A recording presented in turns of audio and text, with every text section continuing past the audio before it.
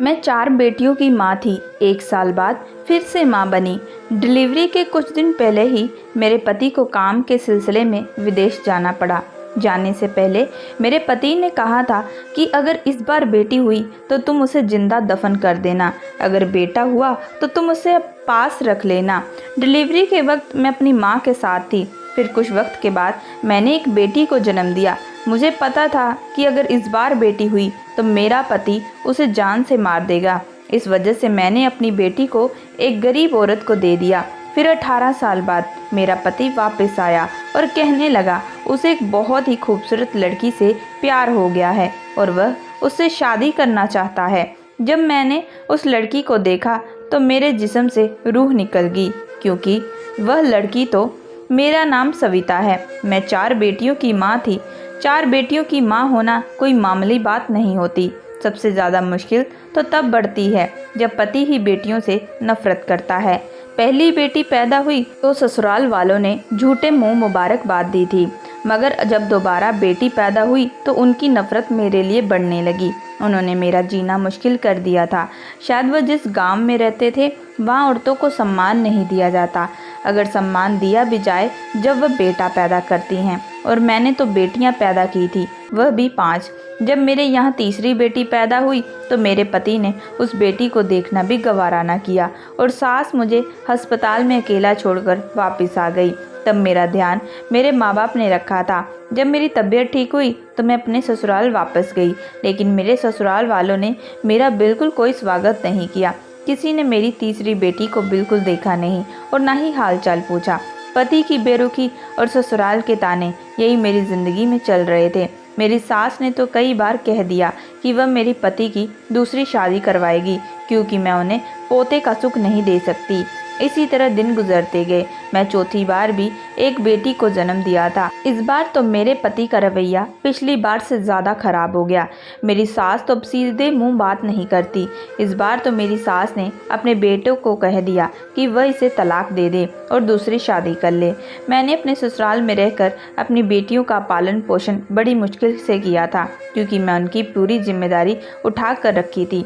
फिर एक दिन शाम के वक्त मेरे पति को काम के सिलसिले में विदेश जाना पड़ा। जब रात हुई तो मैंने देखा मेरी सास अपने कमरे में सो रही है।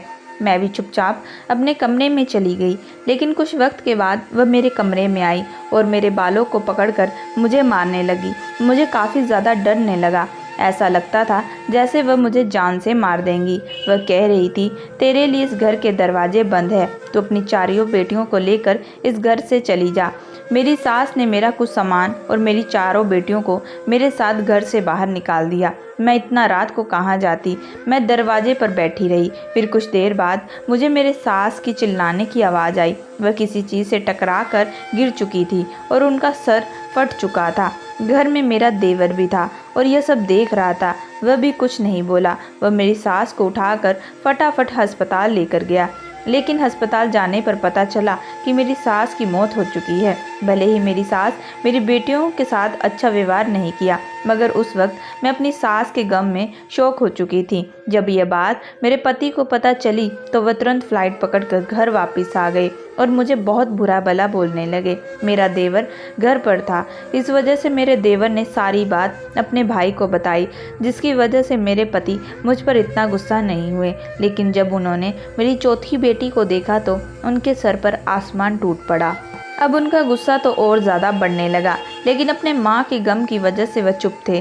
कुछ दिनों के बाद मैं अपने पति में बदलाव देखने लगी। मैंने नोट किया कि वह अब दूसरी औरतों में ज़्यादा दिलचस्पी लेने लगे हैं। मेरे सर पर एक और खतरा मंडरा रहा था, कहीं वह बेटे की चाह में कहीं दूसरी शादी न कर ले। फिर एक दिन ऐसा भी आया जब मेरा सोचना सही साबित हो गया। मेरे पति मेरे पास आए और संजीदा शब्दों से बोले, मम्मी के गुजरे हुए 3 महीने हो चुके हैं और अब मुझे वापस विदेश चले जाना चाहिए, और विदेश जाने से पहले मैं दूसरी शादी करना चाहता हूँ, क्योंकि तुम तो बेटियाँ पैदा करने की मशीन बनी बैठी हो। यही ख्वाहिश मेरी माँ के दिल में भी समाये इस दुनिया से चली गई। पति का यह शब्द मेरा खून खोल दिया। पहले ही मुसीबतों की कमी थी जो मेरे सर पर सोतन भी लाना चाहते थे। मैं समझाने लगी, मगर वह उल्टा सोच रखने वाले इंसान मेरी कहाँ सुनते। उस रात मैं बहुत रोई। मेरी ज़िंदगी एक बोझ लगने लगी थी। मेरा दिल चाहा कि मैं खुद को इस दुनिया से आज़ाद कर दूं, मगर जब ख्याल अपनी बेटियों का आता तो फिर इस इरादे को मैं भूल जाती। सुबह हुई तो मेरा शरीर बुखार से तड़प रहा था। पहले तो पति ने ध्यान नहीं दिया, मगर जब मेरी तबीयत ज़्यादा बिगड़ने लगी तो वह मुझे डॉक्टर के पास ले गए। मुझे हैरानी तब हुई जब डॉक्टर ने कहा कि आप माँ बनने वाली हैं। उसके यह शब्द मुझे कोई खुशी नहीं दे रहे थे, बल्कि उल्टा मेरी मुसीबतें बढ़ा रहे थे। जब उसने यह खबर सुनी तो वह खामोशी से मुझे घर ले आए। घर लाकर तेज़ आवाज़ से कहने लगे, अगर इस बार तुमने बेटा जन्म दिया तो ठीक, वरना अगर बेटी हुई तो मार देना, जिंदा दफना देना, मगर इस घर में मत लाना। अगर मेरी बात के खिलाफ गई तो मैं तुम्हें तलाक दे दूंगा। उसकी इस बात से मैं काफ़ी ज़्यादा डर गई। उसने साथ में यह भी कहा था, अगर बेटा हुआ तो तुम रख लेना। लेकिन फिर डिलीवरी वाले दिन मैंने एक बच्चे को पैदा किया। वह एक बेटी थी और बेटी को देखकर मैं काफ़ी ज़्यादा परेशान हो गई। मुझे समझ में नहीं आ रहा था कि मैं क्या करूं। लेकिन जब मैं अस्पताल से बाहर निकली तो एक बूढ़ी औरत बैठी थी। मुझे देखकर खुश हुई। उसी वक्त मेरे पति मुझे काफ़ी फ़ोन कर रहे थे। उनका फ़ोन लगातार आ रहा था। मैं ये देखकर घबरा गई। मैं सोच में पड़ गई कि इस बार मैं उन्हें क्या कहूँगी कि मैं इस मासूम बच्ची को मारने का सोच भी नहीं सकती थी और ना इसे जिंदा दफना सकती थी। मुझे कोई बीच का रास्ता निकालना था और ये काम शायद मेरे लिए दुनिया का सबसे बड़ा मुश्किल काम था। ना जाने उस वक्त मेरे दिमाग में क्या आया। मैंने उस गरीब औरत को अपने पास बुलाया और अस्पताल से दूर हटकर दूसरी जगह पर चली गई। वह औरत हैरान थी, मगर जो बात मैंने उसे कही उसे सुनकर वह घबराते हुए देखने लगी। कुछ देर बाद खामोश होने के बाद उसने हाँ में सर हिलाया और मेरी बेटी को मेरी गोद से उठा लिया। मेरा दिल उस वक्त टुकड़ों में बट गया था। एक माँ के लिए अपने बच्चे को खुद से जुदा करना बहुत मुश्किल होता है। मैं दिल पर पत्थर रखकर घर की तरफ वापस गई। घर पहुंचते ही मेरे पति का फिर से फ़ोन आया। शायद वह मेरे जवाब का इंतज़ार करते थे। मैंने डरते हुए बताया कि मैंने एक बेटी को जन्म दिया है। कुछ देर बाद उन्होंने गुस्से में फ़ोन काट दिया।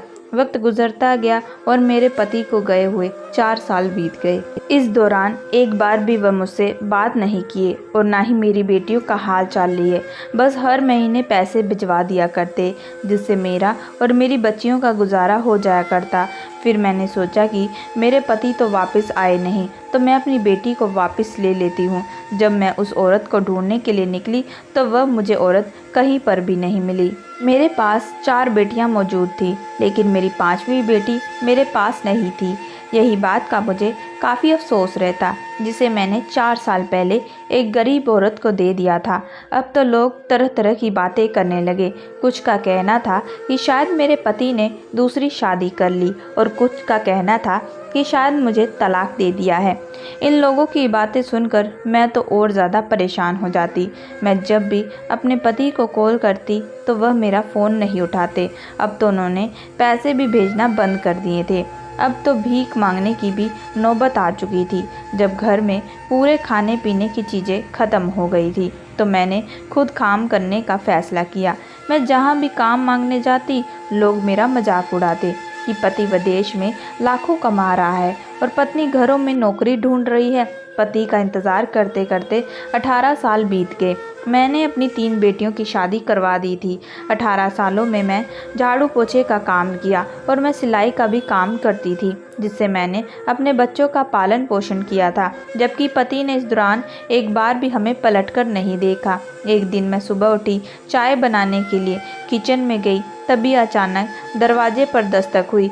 जब मैंने दरवाज़ा खोला तो एक पल के लिए मैं सदमे में चली गई। मेरा पति 18 साल बाद मेरे सामने खड़ा था। मुझे देखकर हल्का सा मुस्कुराया और अंदर आ गया। उसने घर आते ही मुझे बिना कुछ बताए सिर्फ इतना कहा कि वह अब हमेशा के लिए मैं वापस आ चुका हूँ और अब सारा कारोबार यही करूँगा। मुझे तो हैरत तब हुई जब उसने कहा कि पिछले 3 साल से वह मुंबई में था मैं खामोशी से उसकी बातें सुन रही थी। अपने बैग से कपड़े निकालकर वह फ्रेश होने चला गया। 18 सालों में मुझे अपने पति के बिना जीने की आदत हो चुकी थी, लेकिन तकलीफ़ तो तब हुई जब उसने आकर भी मुझे एक बार कॉल नहीं किया और ना ही मुझसे मिलने की कोशिश की। फिर शाम को जब मेरा पति घर से बाहर निकलने वाला तो उसने मुझे जाते वक्त एक ऐसी बात कही जिसे सुनकर मैं दंग रह गई। वह कहने लगा, मुंबई में उसे एक लड़की बहुत पसंद आ चुकी है और उसका नाम रवीना है और अगले सोमवार को वो उसके साथ शादी करेगा। मुझे जिस बात का डर था वही हो चुका। मुझे बताकर वो दोबारा घर से जा चुका था। मैं उसे जाते देखती रह गई। क्या कोई इस हद तक भी लापरवाह हो सकता है? उसकी बेटियां उसकी मोहब्बत के लिए तरस रही थी, मगर उसे कोई परवाह ना थी। सोमवार का दिन भी आ चुका। घर को दुल्हन की तरह सजाया गया। मेरी बेटियां खामोशी से एक कमरे में छुप कर बैठ गई। उन्हें शादी से कोई दिलचस्पी नहीं थी। मेरा पति बहुत खुश था। मुझे बताने लगा कि रवीना और अपनी माँ के साथ यहाँ आ रही है, यहीं पर उसका विवाह होगा। फिर अगले हफ्ते मैं रवीना के साथ वापस मुंबई चला जाऊँगा। मैं अंदर ही अंदर इस दर्द को बर्दाश्त कर रही थी, क्योंकि मेरे पास कोई और रास्ता नहीं था। मैंने बड़ी मुश्किल से अपने आंसुओं को रोक रही थी। फिर मैंने देखा कि दोनों माँ बेटी हमारे घर आ चुकी थी। विवाह शुरू होने ही वाला था कि मैं जब लड़की से मिलने उसके कमरे में गई, वह बैठी हुई थी जिसे मेरे पति ने पसंद किया था। उसे देखकर मेरे पैरों तले तो ज़मीन खिसक गई। उस लड़की की उम्र 17-18 साल थी, जो अपने नज़रों से मुझे बार बार देख रही थी, जबकि वही दूसरी तरफ मेरा पति उस लड़की की मां को पैसे पकड़ाते हुए ना जाने क्या बातें कर रहा था। पैसों की भीड़ में आज एक औरत को मासूम लड़की का चेहरा नहीं दिख रहा था। तभी मेरे पति की कॉल आई और वह खामोशी से कमरे से निकल गया। मैंने जब उस लड़की की मां को देखा तो मैं दंग रह गई। ये कैसी मुसीबत टूटने वाली थी। मेरा शरीर सुन्न हो गया। तभी पंडित भी आ गया और कहने लगा, मुहूर्त का वक्त बीत रहा है। फिर मैंने तुरंत रवीना की मां को पकड़कर अपने सामने किया और उसे देखकर बोली, तुम वही औरत हो ना जिसे मैंने एक बेटी दी थी? ये बात सुनकर वह हक्की बक्की रह गई और बोली, हाँ मैं वही हूँ, मगर तुम कौन हो? मेरे पति सवालिया नज़र से हमें देख रहे थे। मैं गुस्से में बोली, मैं वही औरत हूँ जिसने 18 साल पहले अपने इसी पति के डर से अपनी बेटी को तुम्हारे हवाले किया था। यह खबर किसी पाप की तरह थी। मेरा पति घबराया हुआ था। वह औरत सीने पे हाथ रखकर ज़मीन पर बैठ चुकी थी, जबकि रवीना हैरत से मुझे देख रही थी। मेरा पति उस औरत से सवाल करने लगा। वह औरत अब मालदार हो चुकी थी, लेकिन मेरी बात को सच मान गई। रवीना मेरी और मेरे पति रमेश की बेटी थी। अगर एक पल की भी देरी हो जाती तो ये घोर पाप हम लोगों से हो जाता। यह सब सुनकर मेरे पति ने बाल पकड़कर मुझे ज़मीन पर गिरा दिया और गुस्से से घर से बाहर निकल गया। उसको अपनी बेटियों से नफरत थी, मगर जो वह पाप करने जा रहा था वह बहुत बड़ा था। रवीना ज़मीन पर बैठकर रो रही थी। मैं बेबसी से उसे रोता देख उसे सीने से लगा कर रोने लगी। रमेश को घर से गए हुए काफ़ी दिन हो चुके थे। 2 दिन गुजर चुके और फिर दरवाजे पर एक एम्बुलेंस आई, जिसने रमेश को उतार कर घर लाया गया। उसका एक भारी एक्सीडेंट हो चुका था, जिसकी वजह से उसकी एक टांग कट चुकी थी। अब वह अच्छे से चल भी नहीं सकता था। जैसे भी था, मेरा पति था और मेरी बच्चियों का बाप था। बेटियां बाप को तकलीफ़ में नहीं देख सकती थी। जब मेरी बेटियां रमेश की सेवा करती तो वह नज़र झुकाकर रोने लगता। रवीना से तो उसने कभी नज़र ही नहीं मिलाई और ना ही मेरी पहली बेटी से। वह कुछ दिनों के बाद मेरे पति को अपनी गलतियों का एहसास होने लगा और उसने मुझसे और मेरी बेटियों से माफ़ी मांगी और उसने अपनी सारी धन दौलत मेरी बेटियों के नाम कर दी। यह सब देखकर मैं बहुत खुश हुई और मैंने अपना भगवान का शुक्रिया किया। दोस्तों, मैं आशा करती हूँ कि आप लोगों को ये कहानी पसंद आई होगी। अगर आप लोगों को ये कहानी पसंद आई है तो प्लीज़ हमारे चैनल को लाइक एंड सब्सक्राइब ज़रूर करिएगा एंड बेल आइकन का बटन ज़रूर दबाइएगा।